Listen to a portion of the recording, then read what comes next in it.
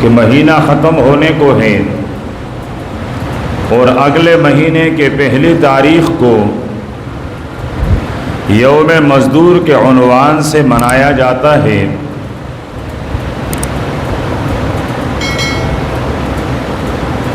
تو اس پر بھی مختصراً عرض کر دی جائے کہ اسلام نے مزدور کو کون سے حقوق دیے اور ہمارے معاشرے نے مزدور کو کیا حق دیے، اور مزدوروں کے حوالے سے جو دن منایا جا رہا ہے اس کا پس منظر کیا ہے۔ اس وقت دنیا میں جو قومیں آباد ہیں، مذہب کے حوالے سے، مذہب کے تناظر میں، ان میں سے ایک مذہب ہے یہودیت کا، کہ یہودی ایک تو اسرائیل کے اندر پائے جاتے ہیں اور اسرائیل کے علاوہ خال خال کہیں اور بھی پائے جاتے ہیں۔ عدد کے اعتبار سے، تعداد کے اعتبار سے یہ سب سے کم ترین قوم ہے، شرارت کے اعتبار سے یہ سب سے زیادہ شریر ترین قوم ہے۔ تو یہودی، ان کے ہاں بھی اپنے زندگی میں اونچ نیچ اور طبقات کا اختلاف پایا جاتا ہے۔ سیدنا یعقوب علیہ السلام کے 12 بیٹے ہیں، ان میں سے ایک بیٹا حضرت یوسف علیہ السلام اللہ کے نبی ہیں، اور ان 12 بیٹوں میں سے ایک حضرت بنیامین ہیں جو حضرت یوسف کا سگا اور چھوٹا بھائی ہیں، اور باقی 10 بھائیوں کا جو سوتیلا بھائی ہیں۔ تو اب یہودی ان 10 بیٹوں کے اولاد کو حقیقی معنوں میں یہودی سمجھتے ہیں، جبکہ یہودی ان میں سے ایک تھا، یعقوب علیہ السلام کے بڑے بیٹے کا نام یہودا تھا، جس کی نام کی مناسبت کی وجہ سے اگلی نسل یہودی کہلائی۔ لیکن یہودی حضرت یعقوب علیہ السلام کے ان 10 بیٹوں کو اصلی یہودی سمجھتے ہیں اور حضرت بنیامین کے اولاد کو اپنے سے کمتر سمجھتے ہیں۔ یہ ان کے مذہب کا سب سے پہلا طبقاتی اختلاف، ورنہ ایک ہی باپ کے اولاد ہیں، ان میں سے اونچ نیچ کہاں، لیکن انہوں نے یہاں سے ان کے اندر شروع کر لیا کہ حضرت بنیامین کے اولاد وہ اصل یہودی نہیں، وہ یہودیوں میں بہت زیادہ کمتر سمجھے جاتے ہیں۔ دوسری طرف آسمانی مذہب عیسائیوں کا ہے، نصارہ، ان کے ہاں بھی قومیں 2 تقسیموں میں منقسم ہیں۔ ایک ان کا سفید فام اور ایک ہے سیاہ فام، ایک ہیں شکل و صورت کے اعتبار سے گورے اور سفید، یہ اصل عیسائی کہلاتے ہیں۔ ان کے مقابلے میں دوسرے ہیں کالے، سیاہ، ان کو یہ اپنے سے کمتر سمجھتے ہیں۔ تو عیسائیوں کے اندر بھی طبقات کا اختلاف موجود ہے۔ تیسرے نمبر پر ہیں ہندو، ان کے ہاں مذہب کے اعتبار سے، قوم کے اعتبار سے وہ پھر کئی چیزوں میں منقسم ہیں، ان کے اندر کئی طبقات ہیں اور ہر طبقے کا پیشہ الگ الگ ہیں۔ پہلے نمبر پر ہیں برہمن، ان کا کام مذہبی رسومات ہے، ان کے عبادت خانے آباد کروانا، مردوں کو جلوانا، یہ جو مذہبی رسومات ہیں یہ برہمن کے حوالے ہیں۔ یہ ایک الگ درجے کا، ایک الگ طبقہ ہے ہندوؤں کا۔ دوسرا طبقہ ہے کشتری کا، یہ ریاست کے امور، ریاست کے محافظ، یعنی ان کے ہاں جو فوجی کہلاتے ہیں وہ اس خاندان اور اس قبیلے کے ہوتے ہیں۔ تیسرے نمبر پر ان کے ہاں ہیں کھیتی باڑی کرنے والے، زراعت پیشہ، ویش کہتے ہیں ان کو، جن کا کام صرف زمین کو آباد کرنا، غلہ اگانا، فصلیں اگانا، باغات اگانا، یہ ان کا کام ہے۔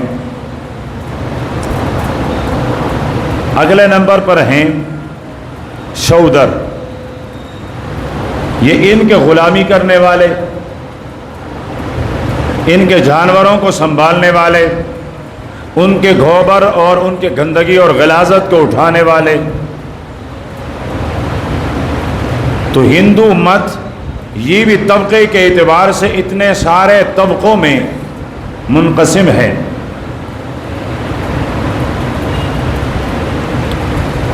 18ویں صدی کے درمیان میں ایک آواز اٹھی کہ ان کے اندر جو مزدور طبقہ ہے ان سے 16 گھنٹے مزدوری لی جاتی ہیں، ان سے 16 گھنٹے محنت کروائی جاتی ہیں۔ تو انہوں نے آواز اٹھانا شروع کیا کہ ہماری محنت وہ 8 گھنٹے کروائی جائے، 8 گھنٹے ہماری نیند کے لیے، ہمیں آرام کے لیے دی جائے، اور 8 گھنٹے ہمارے ذاتی مصروفیت کے لیے ہمیں دی جائے۔ 18ویں صدی کے درمیان سے یہ تحریک چلتی چلتی 1889 میں، جبکہ اس درمیان کئی مزدور مارے گئے، کوئی تختے دار پہ چڑھے،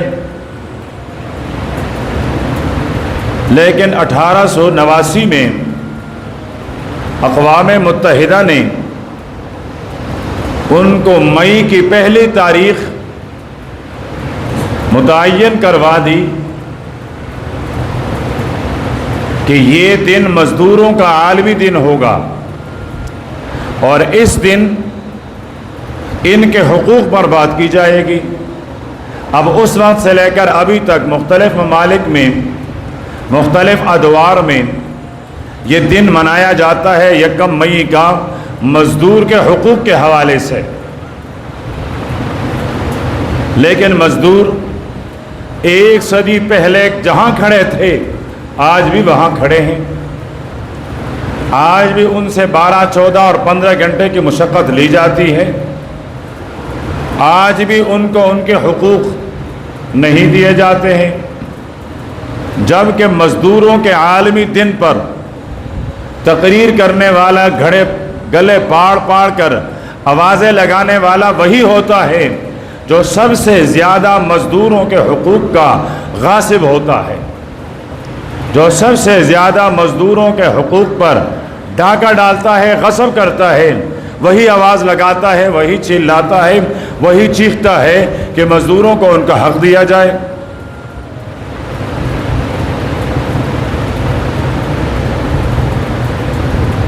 اسی طرح 1 مئی کو امریکہ کے شہر شکاگو کے اندر جو 4 مزدور ہلاک ہوئے، یہ دن ان کی یاد میں منائی جاتی ہیں کہ یہ ان کے ساتھ بہت بڑا ظلم ہوا، جہاں 4 مزدور ہلاک کر دیے گئے، مارے گئے۔ بلکہ 1 مئی کو آپ دیکھیں گے، سنیں گے، ہمارے کئی تعلیم یافتہ جاہل لوگ، بہت سارے تعلیم یافتہ جاہل لوگ، وہ کہیں گے کہ یہ آج کا دن شکاگو کے شہید مزدوروں کی یاد تازہ کرتی ہے۔ شکاگو 1 صدی پہلے مرنے والے کافر تھے، تو شہید کہاں سے ٹھہرے؟ شہادت کا درجہ کیسے ملا؟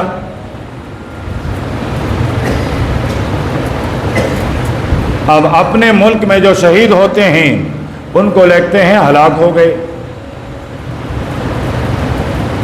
ابھی حال ہی میں ہمارے مذہبی امور کے جو وزیر تھے، اللہ پاک کروڑہا رحمت نازل فرمائے ان کے مرقد پر، ان کے لیے لکھا گیا جی وہ ہلاک ہوئے، ٹریفک حادثے میں ہلاک ہوئے، ٹریفک حادثے میں جاں بحق ہوئے، وہ اپنی جان سے ہاتھ دھو بیٹھے، وہ انتقال کر گئے۔ یہی میڈیا، یہی فلاسفر، یہی نادان یہ 1 مئی کو کہیں گے شکاگو کے شہید مظلوم مزدوروں کے حق میں یہ آج کا دن منایا جا رہا ہے۔ تو ظالم تو نے کافر کو شہید کہا اور جو شہید تھا اس کو ہلاک کہا۔ یہ ہماری ذہنوں کی طبقات کا فرق ہے۔ ہماری ذہنی تربیت اسلام کے سائے میں نہیں، انگریز کے غلامی کے سائے میں ہو رہی ہے، اس لیے ہمیں شہید اور غیر شہید کا پتہ نہیں ہے۔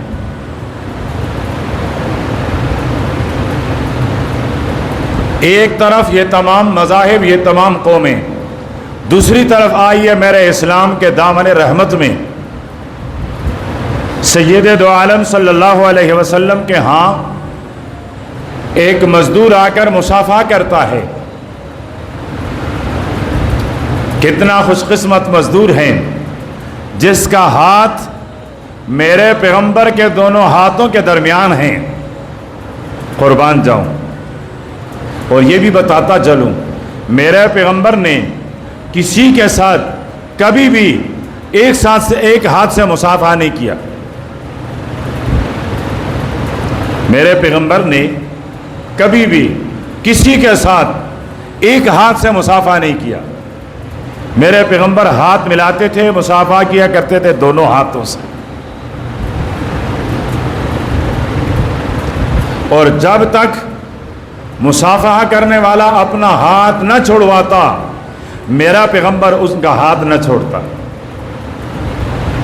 اخلاق دیکھیے، قرآن پاک نے یوں تو نہیں فرمایا وَإِنَّكَ لَعَلَىٰ خُلُقٍ عَظِيمٍ، میرے پیغمبر آپ اخلاق عظیمہ کے بلند مرتبے پر فائز ہیں۔ مزدور نے مصافحہ کیا، اس کا ہاتھ میرے پیغمبر کے دونوں ہاتھوں کے درمیان، اللہ کے پیارے پیغمبر نے اس کے ہتھیلی پر یوں اپنی انگلیاں رگڑنی شروع کی، فرمانے لگے میرے صحابی یہ آپ کے ہاتھ کے ہتھیلی یہ اتنی کردیلی کیوں ہیں، اس میں کڑے کیوں پڑے ہوئے ہیں؟ عرض کرنے لگے اللہ کے محبوب عیالدار ہوں، بیوی ہیں، بچے ہیں، غریب آدمی ہوں، میرے پاس سرمایہ نہیں کہ تجارت کر سکوں، میرے پاس زمین نہیں ہے کہ میں زراعت کر سکوں۔ صبح ہوتی ہے گھڑالا اٹھا کر جنگل میں جاتا ہوں، لکڑیاں کاٹتا ہوں، اس کی گٹھڑی بنا کر اپنے پیٹھ پر لاد کے بازار میں آ کر بیچتا ہوں، جو کچھ ملتا ہے بیوی بچوں کو کھلا لیتا ہوں، اگلے دن پھر بازار کا جنگل کا رخ کرتا ہوں، پھر گٹھڑی اٹھا کر پھر بازار میں فروخت کرتا ہوں۔ اللہ کے حبیب میری زندگی بھر کا معمول یہی ہے، اس لیے لکڑیاں کاٹتے کاٹتے کلاڑی چلاتے چلاتے میرے ہاتھ میں کھڈے پڑ گئے ہیں۔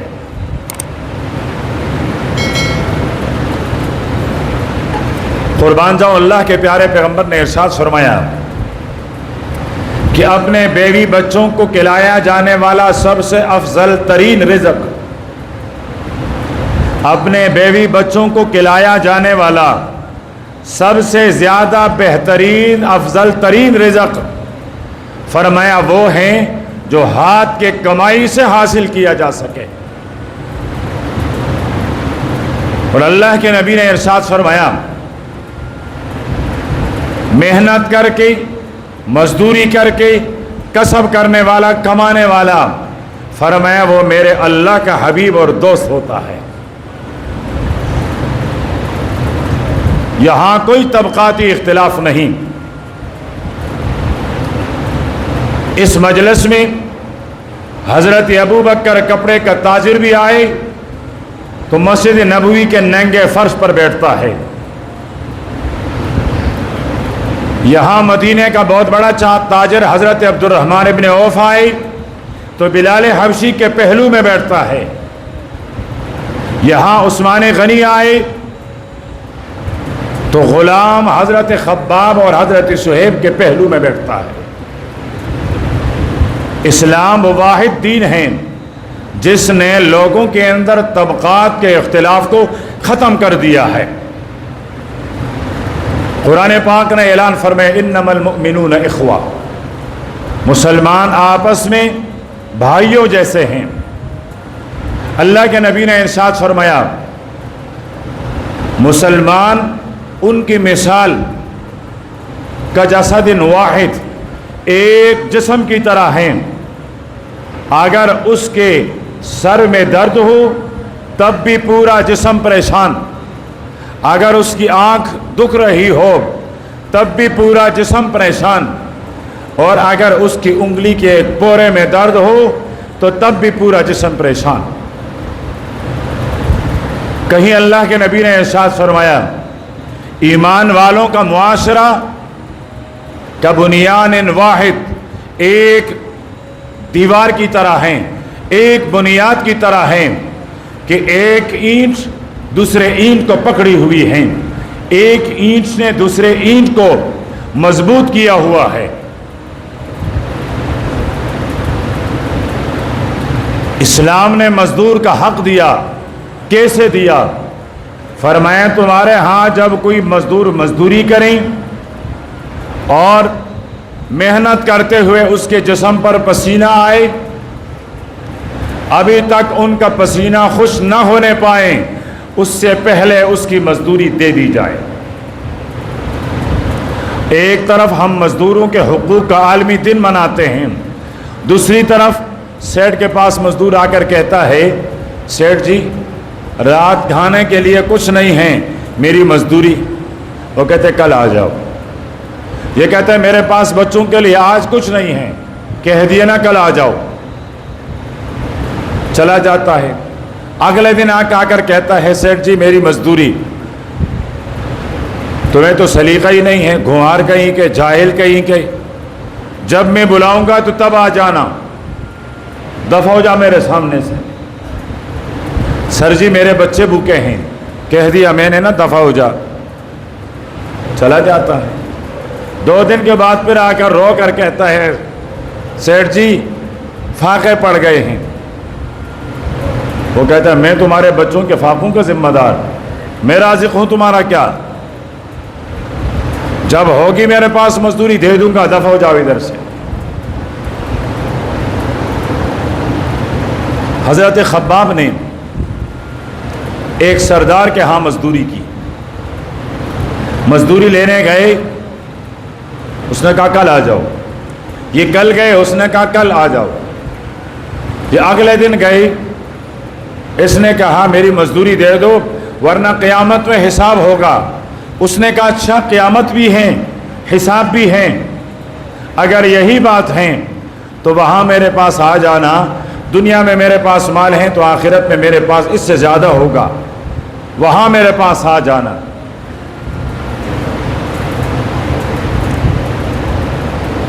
وہی لہجہ، وہی باتیں، وہی جواب آج کل بھی مزدور کو سننا پڑتے ہیں، وہی سلوک آج بھی مزدور کے ساتھ کیا جاتا ہے، جبکہ دن منایا جاتا ہے مزدور کے حقوق کا، لیکن مزدور کا حق نہیں دیا جاتا ہے۔ مزدور کو حق دیا ہے قربان جاؤں رحمت عالم صلی اللہ علیہ وسلم نے، جو بری جہاں کے لیے رحمت بنا کر بھیجا گیا، جس کے لیے میرے رب نے فرمایا وما ارسلناک، حبیب میں نے آپ کو نہیں بھیجا، میں نے آپ کو نہیں بھیجا، میں نے آپ کو نہیں بھیجا इल्ला रहमतन लिल आलमीन, मगर मैंने बड़ी कायनात के लिए आपको रहमत बनाकर भेजा। वो आका के लिए भी रहमत, वो मजदूर के लिए भी रहमत, वो ताजिर के लिए भी रहमत, वो ज़राअत वालों के लिए भी रहमत, वो इंसानों के लिए भी रहमत, वो जानवरों के लिए भी रहमत, यहाँ तक कि वो तो हशरातुल अर्ज़ और जंगलात और दरख्तों के लिए भी रहमतुल लिल आलमीन। तो फरमाया वो रहमतुल लिल आलमीन पैगम्बर, उसने मज़दूरों को हक़ दिए हैं, हक़ दिलवाए हैं। है काश आज अगर मज़दूर भी मेरे पैगम्बर का दीन सीख लेता, है काश आज ताजिर मेरे पैगम्बर का दीन सीख लेता, आज मज़दूर से मज़दूरी लेने वाला मेरे पैगम्बर का दीन सीखा हुआ होता, तो मुआशरे में तबक़ात का इख्तिलाफ़ ना होता, मुआशरे में महरूमियत ना होती, मुआशरे में तफावत न पाया जाता। ये सब कुछ नतीजा है इस बात का कि हम प्यारे पैगम्बर के दीन से गाफिल हो गए, तो हमें ये दिन देखने को मिले।